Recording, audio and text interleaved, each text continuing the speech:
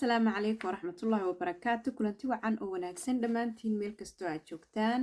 Kusoo dhawaada mar kale iyo Barbaarsama Channel oo had iyo jeer aan idinka soo baahiyo barnaamijyada ku saabsan barbaarinta iyo tarbiyadda wanaagsan ee carruurta iyo weliba dhiirigelinta waalidiinta. Waxaan idinku bushaaraynayaa wiigiiba hal mar insha Allah in aynu kusoo kordhin doono Barbaarsama Channel qisooyinkaas oo ku saabsan carruurta yaryar ama carruurta iyo waalidkooda qisooyin dhex maray ama qisooyin iskuulaadka ka dhacay kuwaasoo aynu ugu talagalnay in aynu wax ka baranno ama ka faa'iidaysano. oo waxyaabaha qisooyinka inta badan waxa laga bartaa cashar ama waxay leeyihiin had iyo jeer faa'iidooyin. wixii aan faa'iido inoogu jirin kolley ma soo qaadanayno. qisadan idiin soo garta ama idiin soo xulo aan isleeyahay waalidiintu waxbay ka faa'iidayaan ama ha ka feejignaadaan ayaan insha Allah idinla wadaagi doonaa. commentka kusoo qora saad u aragtaan inaan wiigiiba hal mar qiso soo gelino maxay ahayd iyadoo ay barnaamijyadeennii kale ee talooyinka iyo tusaalahaba lahaa halkii inooga sii socon doonaan. markan iyo maanta waxa aan gacanta ku hayaa qiso yar oo doonayo inaan idinla wadaago, taas oo ka dhacday dalka Mareykanka, gobolka Indiana lagu magacaabo magaalo yar oo ka mid ah. qisadani waxa ay sheegaysaa ama ay qoraysaa waxa weeyaan inan yar oo nafteedu halis u gashay ama u dhiman gaadhay injir madaxeeda gashay darteed. ma u malaynaysaa? ma islahayd? ma ka fikirtay weligaa injir ayaa qof dili karta? carruurta yaryar xilliyada iminka tusaale ahaan dadka Yurub jooga xilliyadaynu gelayno oo kale waxa ku soo bataa maadaama aan cadceed jirin carruurtii mar walba madaxii laga huurinayo koofiyado waaweyn oo culus loo gelinayo. had iyo jeer waxa meelaha carruurta lagu hayo ama iskuulaadka lagu arkaa carruur yaryar oo madaxooda injir leeyahay, taasoo waalidiinta loo qoro waraaqo oo loogu wargeliyo in ay ilmahooda maadaama qof ka mid ah iskuulka lagu arkay ay madaxiisa ka taxadiraan ama eegaan bal in isagana injir ay ku jirta iyo in kale. marar badan kulli waraaqahaasi dadka Yurub ku nool way u yimaadaan iyadoo aan ilmahooda lagu arkin, haddana se waa lagu soo wargeliyaa in ay ka eegaan. dhinaca kale markii aynu waddanka joogno dabcan injir way jirtaa oo way gashaa dadka, laakiin anigu shaqsi ahaan weligay kuma fikirin injir ayaa qof u dhiman karaa oo kale ilaa heerkaas gaadhi karta. adigu idaawanaya weligaa injir ma ku gashay ama ma ku fikirtay injir ayaa wax dili karta? waxaan xasuustaa xilligii yaraantii marar injir intay madaxa naga gashay dhoobo iyo cadarkii furcadaha la odhan jiray ciddii garanaysa iyo waxyaabahaas inta naloo mariyey ay dee markiiba naga baxday. laakiin tani waa qiso runtii wax ku qaadasho leh. qisada haddaan hore ugu sii socdo, inanta yar da-deedu waxa weeyaan 4 jir. sanadkii hore ayay dhacday qisadani. inanta yar markaa 4 jir ayay ahayd. waxa ay aad ula soo darsay xanuun oo aanay jirka oo dhan ka dareemayso, khaasatan madaxa. kadib taas oo kaliftay in hooyadii dhashay ama faamilkeedu u geeyey dhinacaas iyo dhakhtarka maadaamay ka fursan weyday in dhakhtarka la geeyo. haddaba markii inantii yarayd dhakhtarkii la geeyey maxaa baadhitaan lagu sameeyey, maxaa la ogaaday? waxaa la ogaaday in timaheeda ay injir ka buuxdo. injirtaasina ay ku sababtay xaaladeedana khatar gelisay. waxaad isweydiinaysaa inanta yare injirtu madaxa ka gashay sidee nolosheedu khatar u gashay? muxuu yahay xanuunka u yimid?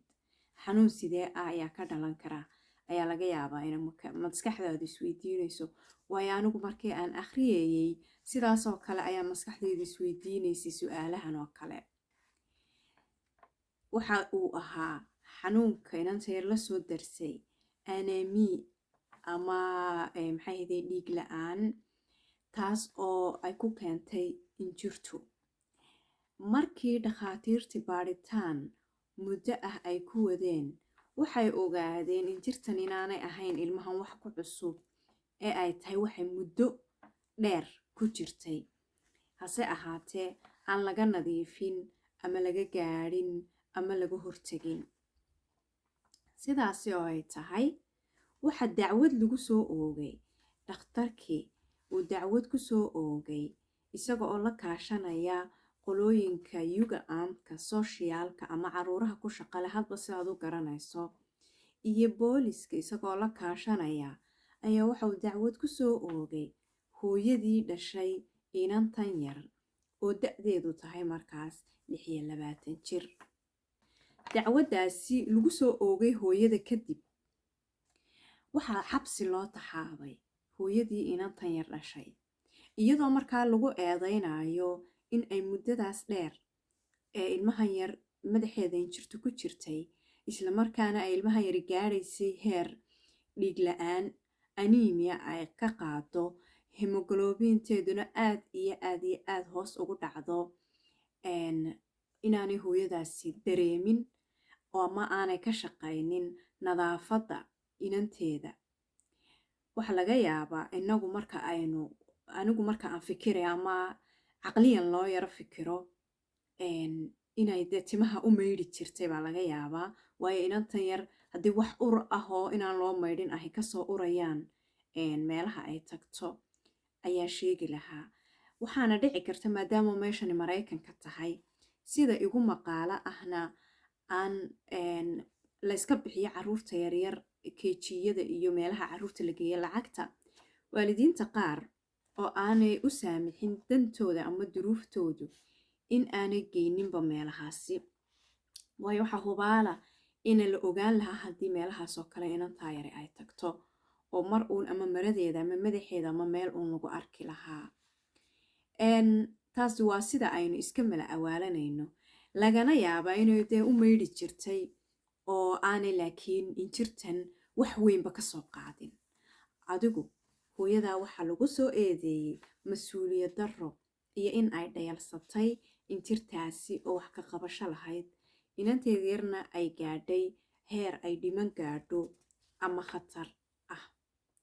inanteeda kale oo inantaa yar walaasheed ah ayaa iyadana si degdeg ah loo doonay oo dhakhtarku dalbaday in la keeno si loo baadho, halka iyadana sidoo kale oo walaashii ka weynayde timaheeda injir laga helay, hase ahaatee iyadoo aanay sida inantan yaroo kale aad u xanuunsanahayn. waxaa lagu khasbanaaday in iyada lafteeda dhakhtarka lagu hayo oo muddo halkaasi lagu baxnaaniyo ama lagu daweeyo. haddaba hooyadii 26 jirka ahayd ayaa lagu eedeeyey mas-uuliyad darrada, xabsina loo taxaabay. dhinaca kale, dadka hooyadaasi u dhaqdhaqaaqaya ama u doodaya ama dhankeeda kasoo jeeda ayaa waxa ay ku doodayaan in xabsi loo taxaabaa aanay xal ahayn, ee ay gabadhaasi u baahan tahay in la geeyo meelaha terabiiga maskaxiyan, dadka nafsiyan u xanuunsanaya ee lagu caawiyo, taasoo ay sheegeen in uu dhibarasyoon hayay ama dhibarashan hadba sidaad u taqaanaan. dadka u ololeynaya xuquuqda gabadhaasi ama u doodaya ayaa sidaas ku hadlaya. marar ay la hadleen meelaha wararka laga tabiyo sida websaydyada jaraa-idada iyo meelahaas oo kale. bal haddaba maxaad u malaynaysaa inaan anigu qisadan usoo xushay? markii aan akhriyayeyna ay iila noqotay mid interesant ah ama xiiso leh oo aan idinkana jeclaystay inaan idinla wadaago. sababta ayaa waxay tahay in aan doonayo in aynu ku baraarugno waxyaabo yaryar oo innaga waxba sida noola muuqda in ay sababi karaan dhibaatooyin waaweyn. waxa aynu ka faa'iidaynaa inaynu taxadar badan muujinno, isla markaana carruurta nadaafadooda lagu dadaalo. haddii ay noqoto meeshay seexanayaan, jidhkooda iyo dharkooda intaba, khaasatan in madaxooda si gaar ah looga warhayo. xilliyadan aynu imika sii gelayno, maadaamaynu ku jirno bishii 9aad, qabowgii ayaa bilaabmay. xilligan oo kalena waa xilligay ugu badan tahay ee dadka Yurub jooga madaxooda, khaasatan carruurta madaxooda ay injirti gasho. dadka waddankii jooga, idinku ma islahaydin weligiin dad Yurub jooga ama Amerika ayaa injir darteed u dhiman gaadhaya? waxyaabaha badan ee maskaxdeenna ka buuxa ama laynaga dhaadhiciyey ama laynagu qufulay ayaa ah in Yurub, Amerika iyo waddamada horu maray ay nadaafad leeyihiin, caafimaadkoodu khatar yahay, yacni wax walba ay nagaga horeeyaan. innagoo marar badan ilowna in aynu inagu nahay dad islaama, nadaafaduna ay nisful iimaan tahay oo diinteennu inoo sheegtay. inta ugu badan aynu inagu ka nadaafad badan nahay. laakiin waxaa laga yaabaa dad badan oo jooga waddankii in ay ku fikireen, aanay marnaba ku fikireen in Amerika loogu dhiman gaadho ama loogu dhiman gaadhay injir darteed. taasi waxayna tusaysaa inaynan waxaynu maqallaba iska aaminin ama wax iska jeclaysan. sida markii anigu tusaale ahaan waddankii aan joogay, waxaan u haystay dadka cadcad in badan oo halkaa anigu aan ku noolaa igula nooled ama dhalinyartaydii ahaydna ay aaminsanaayeen inaanay uskag lahayn, macnaha nadiif yihiin, ilaa markii aanu nimi, markaanu bas la raacnay aanu dhiman gaadhnay. marka waxyaabo badan dadka waddankii jooga waxaan leeyahay iska aaminina. intaasaan kasoo gabagabeynayaa. sheerta ha hilmaamina, like-ta ha ilaawina, barnaamijyada sheergareeya insha allah si ay u gaadhaan waalidiinta Soomaaliyeed meel kastoo ay joogaan. subscribe-tana inta daawata ee aan saarin iyo inta saarta intaan daawata ee aan saarin baa badan. sidaan marar hore oo dhan ba idiin sheegay, 70% inta daawata subscribe may saarin. iska saara, waayo anigana dhiirigelin bay tahay. daweydinka khayr baan idinkaga tegayaa. asalaamu calaykum waraxmatullaahi wabarakaatu.